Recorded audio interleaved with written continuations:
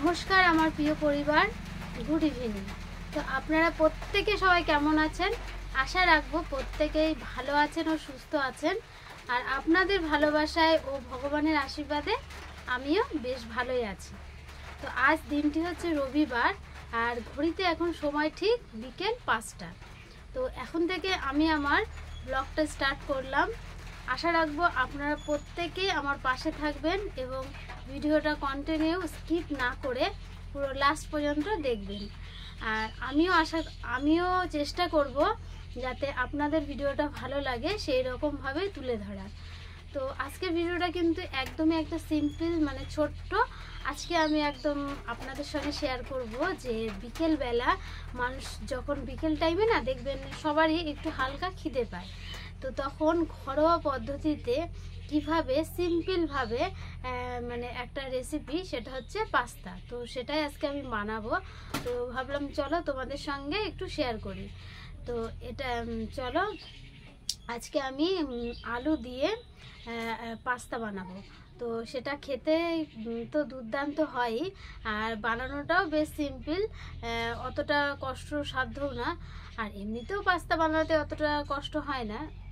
তো চলো বেশি কথা না বলে তোমাদের সঙ্গে আজকে রেসিপিটা শেয়ার করা যাক, কেমন? তো চলো প্রথমে আমি চলে যাই আমার রান্নাঘরে।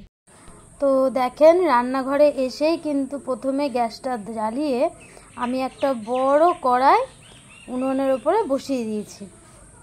তো একটু বড় কড়াই নেওয়ার কারণ কি বলেন তো, চাউমিন এই পাস্তা যখনই রান্না করবেন দেখবেন হাতের নাড়ার উপরেই কিন্তু তার স্বাদটা নির্ভর করে।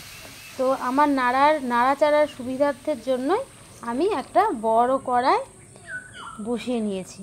তো এবারে কড়াইটা যখন হালকা একটু গরম হয়ে গেছে, ওতে দিয়ে দিলাম পরিমাণ মতো জল। তো জলটা দেওয়ার পরে আমি দিয়ে দিলাম জলের মধ্যে অল্প পরিমাণে লবণ, আর দেব হচ্ছে একটু সাদা তেল। এই সাদা তেলটা দিলে কি হয় বলুন তো, পাস্তাগুলো না একটার সঙ্গে একটা গায়ে লাগে না, বেশ ঝরঝরা থাকে। তো এর জন্য আমি অল্প করে একটু সাদা তেল দিয়ে দিলাম। দিয়ে নিয়ে এইবার কিছুক্ষণ পরে জলটা যখন দেখব হালকা হালকা ফুটে এসেছে, তখন কিন্তু আমি পাস্তাটা দেব। তো দেখেন জলটা কিন্তু হালকা ফুটে গেছে। এইবার আমি দেখেন এই যে নিয়ে নিয়েছি 200 গ্রাম মতো পাস্তা। তো আমি এই পাস্তাটা ইউজ করি। পাস্তা কিন্তু বিভিন্ন রকম ডিজাইনেরও হয়ে থাকে, কিন্তু আমার এটাই বেশ খেতে ভালো লাগে। তো এর জন্য যে 200 গ্রাম মতো পাস্তা নিয়েছি। তো এবার আমি এটাকে জলের মধ্যে দিয়ে একটু খুন্তি দিয়ে ভালো করে জলের মধ্যে ডুবিয়ে দিলাম। তো দেওয়ার পরে এবার এটাকে কিন্তু আমি 5 থেকে 7 মিনিট মতো এরকম চাপা ঢাকা দিয়ে রাখবো। তারপরে এই যে দেখেন 5 থেকে 7 মিনিট পরে যখন আমি এর ঢাকনাটা খুললাম, তখন কিন্তু পাস্তাটা পুরোপুরি সেদ্ধ হয়ে গেছে। চলেন একটু দেখিয়ে দিই আপনাদের পাস্তাটা কীরকম সেদ্ধ হয়েছে। তো এই যে দেখেন চামচ দিয়ে আমি যখন চাপ দিলাম তখন কিন্তু 2 খণ্ড হয়ে গেল। তার মানে বোঝা গেল যে পাস্তাটা কিন্তু একদম সেদ্ধ হয়ে গেছে। তো চলেন এইবার আমি এটাকে নামিয়ে নেব। তো নামানোর জন্য আমি একটা ঝুড়ি ব্যবহার করেছি, যেটার থেকে জল সহজেই ঝরে যাবে। তো এই যে ঝুড়িটার মধ্যে নামিয়ে নিলাম। নামিয়ে নেওয়ার পরে কিন্তু আমি এর মধ্যে দিয়ে দেব কিছুটা পরিমাণে ঠান্ডা জল। আসলে কি বলেন তো, এই ঠান্ডা জলটা দিলে না এই পাস্তাগুলো যদি বেশিও সেদ্ধ হয়ে যায় তাও কিন্তু একটার সঙ্গে একটা গায়ে লাগে না, বেশ ঝরঝরাই থাকে। আর এই পাস্তা চাউমিন এগুলো বেশ একটু ঝরঝরা না থাকলে না খেতে যেন ভালো লাগে না। আর আমরা কিন্তু বাঙালি হয়ে খাবারেতে একটু খুঁতখুঁতানি থাকবেই, কি বলেন আপনারা? তো এদিকে পাস্তাটাকে জল ঝরাতে দিয়ে কড়াইটা আবারও বসিয়ে দিয়েছি। দিয়ে নিয়ে এবার কিন্তু কড়াইটা যে একটু গরম হয়ে গেছে, এবার আমি এতে দিয়ে দিলাম পরিমাণ মতো সাদা তেল। অনেকে সর্ষের তেলও ব্যবহার করে, কিন্তু যেহেতু ভাজা পুরি করতে হয় এর জন্য আমি সাদা তেলটাই ব্যবহার করে থাকি। তো চলেন সাদা তেলটাও বেশ গরম হয়ে গেছে। এইবার খুন্তি দিয়ে ভালো করে একটু নেড়ে চেড়ে নিলাম, যাতে যে আলুটা ভাজবো সেটা লেগে না যায়। এগুলো হচ্ছে আমাদের ঘরোয়া বউদের ঘরোয়া টোটকা, তাই না বলেন? একটু তেল গরম হলে খুন্তি দিয়ে নেড়ে চেড়ে দেওয়া, কোনো সবজিতে কম হলে অন্য কোনো সবজি দিয়ে সেটার ঘাটতিটা পূরণ করা, এগুলো কিন্তু আমরা ঘরের বউরা করেই থাকি। তো যাই হোক, এইবার আমি এই যে আলুটা কেটে নিয়েছিলাম ঝিরি করে, তো আলুটা দিয়ে দিলাম। তো এই আলুটা একটু লাল লাল করে ভাজবো, কারণ একটু লাল লাল করে ভাজলে দেখতেও সুন্দর লাগে আর খেতেও বেশ ভালো লাগে। আর এদিকে আলুটা লাল লাল করে ভাজা হতে হতে আপনারা যারা আমার ভিডিওটা দেখছেন তারা ঝট করে একটু ভিডিওটায় লাইক করে দিন আর ছোট্ট করে একটা কমেন্ট করে দেবেন, কারণ আপনাদের এই কমেন্টটা পড়লেই কিন্তু আমি বুঝতে পারবো যে না, আমার ভিডিওগুলো আপনাদের ভালো লাগছে এবং আমার এই কষ্ট করে যে ভিডিওটা গড়া, সেটাও আমার কষ্টটা সার্থক হবে। তো যাই হোক, আলুটা ভাজার পরে কিন্তু আমি নামিয়ে নিয়েছি। নামিয়ে নিয়ে তেলের মধ্যে দিয়ে দিলাম সামান্য পরিমাণে কালো জিরে। তো আমি কিন্তু কালো জিরেটা অ্যাড করেছি, আপনারা চাইলে দিতেও পারেন আর চাইলে নাও দিতে পারেন, কিন্তু আমার কালো জিরের সেন্টটা যেহেতু খুব ভালো লাগে এর জন্য আমি দিই। আর সামান্য পরিমাণে দিয়ে দেখবেন, খেতে কিন্তু বেশ ভালোই লাগে। তারপর আমি তেলের মধ্যে দিয়েছি অল্প পরিমাণে কাঁচা লঙ্কা, যাতে একটু ঝাল ঝাল লাগে খেতে।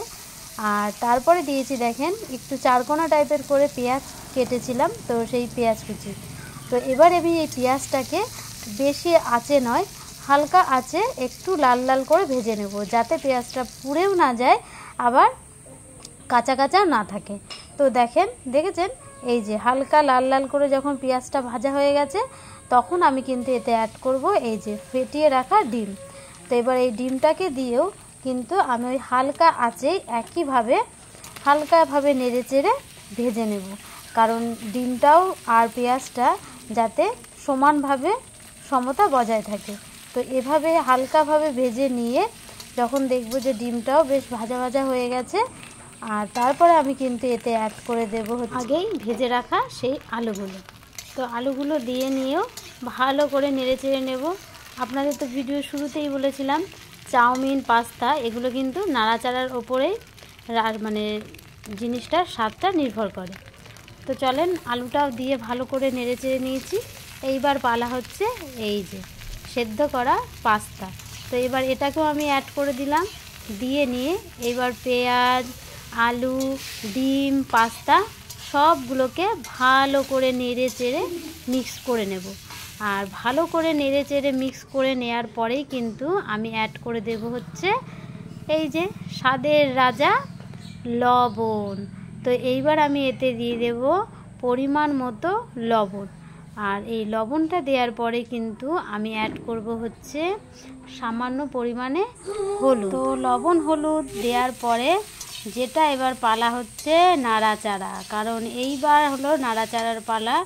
এইবার ভালোভাবে মিক্স করতে হবে। তো নেড়ে চেড়ে দেখেন হলুদ লবণ দিয়ে ভালো করে মিক্স করে নিয়েছি।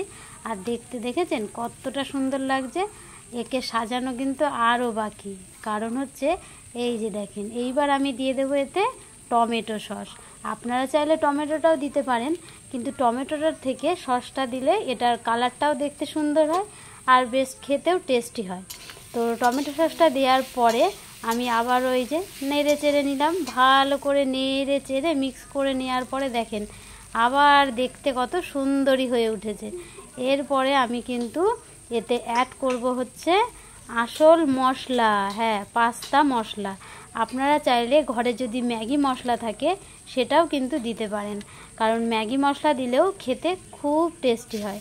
তো পাস্তা মশলা দেওয়ার পরে আবারও ভালো করে নেড়ে চেড়ে এইবার মিক্স করে নেব। আর কিন্তু কোনো নাড়াচাড়া বিশেষ কোনো জিনিস দেওয়ার ঝামেলা নেই। তো দেখেন এই যে নাড়াচাড়া করে ভালো করে মিক্স করে নিয়েছি। এইবার যেটার পালা সেটা হচ্ছে এইবার আমার পালা গ্যাস অফ করার। তো চলেন এইবার আমি গ্যাসটাকে বন্ধ করে দিই, দিয়ে নিয়ে এবার এটাকে আমি ঢেলে নেব পাত্রে। তো দেখেন এই যে পাত্রেও ঢেলে নিয়েছি। তো রেডি হয়ে গেছে সন্ধ্যাবেলার টেস্টি টিফিন আলু পাস্তা। তো চলেন আজকের মতো ভিডিওটা কিন্তু এখানেই শেষ করছি। যদি আপনাদের সকলের ভিডিওটা ভালো লেগে থাকে প্লিজ লাইক, কমেন্ট, শেয়ার করতে ভুলবেন না। আর চ্যানেলটিকে অবশ্যই প্লিজ সাবস্ক্রাইব করে আমার পাশে থাকবেন। আর পাশে থাকা বেল আইকনটাকে একটু চেপে দেবেন, যাতে আমি যখনই কোনো ভিডিও ছাড়ি সঙ্গে সঙ্গে আপনারা সেই ভিডিওটা দেখতে পারেন। তো চলেন, সবাই ভালো থাকবেন, সুস্থ থাকবেন, আর আমার সাথে থাকবেন, আমাকে একটু সাপোর্ট করবেন। আজকের মতো ভিডিওটা এখানেই শেষ করলাম।